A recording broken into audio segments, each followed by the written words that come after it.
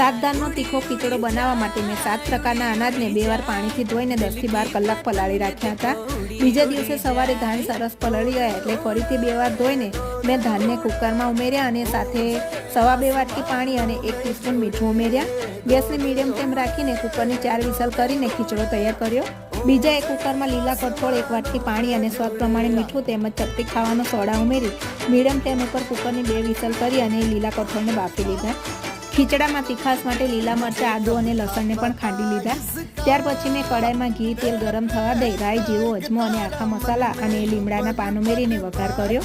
ત્યાર પછી મેં કડાઈમાં બટાકા અને ગાજર ઉમેરી 5 મિનિટ સાતળ્યા। લીલો મસાલો, લીલું લસણ અને ટામેટાં ઉમેરી તેની પણ કચાશ દૂર કરી। ત્યારબાદ મેં કડાઈમાં તલ, રૂટીન મસાલા, મીઠું અને સૂકા કોપરાનું છીણ ઉમેરી અને મિક્સ કર્યા। છેલ્લે મેં કડાઈમાં લીલા કઠોળ, ખીચડો અને 1 વાટકી પાણી ઉમેરી મિક્સ કર્યું। ધીમા તાપે ખીચડાને 5 મિનિટ રહેવા દઈને તીખો ખીચડો તૈયાર કર્યો।